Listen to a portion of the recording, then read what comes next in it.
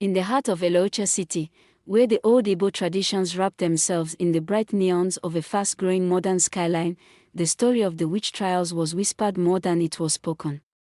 Alaọcha was not like other cities in southeastern Nigeria. It stood on the ancient border between the kingdoms of Adaure and Ero, soaked in the mysticism of both spiritual heritage and colonial scars. And in the middle of this hybrid world lived Obinna Maduoko, a 28-year-old journalist who carried the blood of Dibias but the soul of a rebel. Obinna didn't believe in witches. Not in the way his grandmother did, with her shrine of feathers, bones, and carved wooden figures. He believed in justice, in truth, in the power of the pen. But when the trials began again in the city, yes, real trials, in 2025, with hashtags like #WitchCleanseAlaọcha trending and vigilantes dragging women from bars, salons, and schoolyards, Obinna knew this wasn't just about superstition. Something darker was at play. It started with the disappearance of Mayor Idioma's child.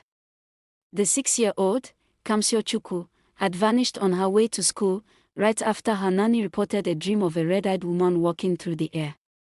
The media went wild, and by evening, pastors, prophets, and herbalists filled TV stations claiming the child had been stolen by witches from the Circle of Udene. Udene was an old forest on the outskirts of Alaọcha. Once feared, then forgotten, now turned into real estate projects. Half abandoned due to spiritual incidents.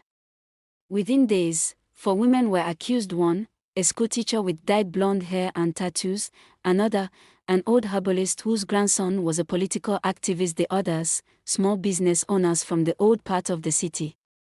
There was no evidence, but there were dreams, visions, confessions extracted under pressure, and above all, fear.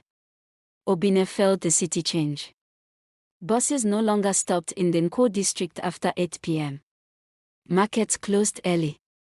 Murals of Amadioha and Ola painted by urban artists were defaced with chalk marks and curses. They are cleansing the land, people said. The witches are among us.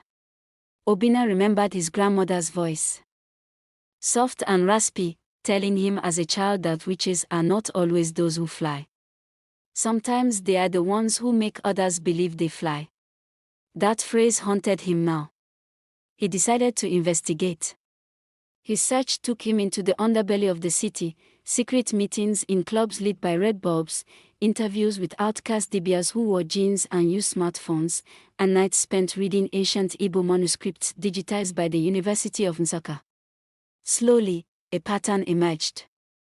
Each accused woman was connected not by the supernatural, but by a resistance network called Odinola Rising, a group of feminists, spiritualists, and land rights activists who believed that modern Alaọcha was selling its soul.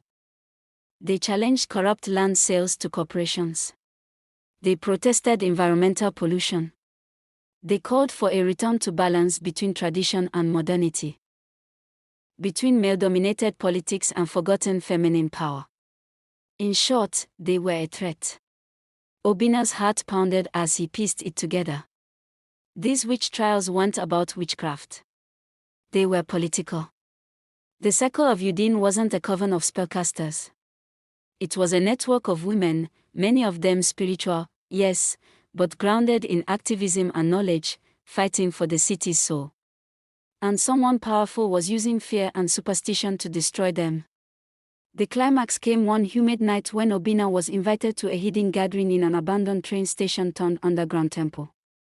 There he met Adaure, a tall, radiant woman with tribal marks reimagined in tattoos, and the unofficial leader of Odinola Rising.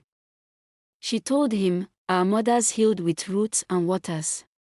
Our grandmothers spoke to trees and stars. They were not witches, they were wisdom keepers.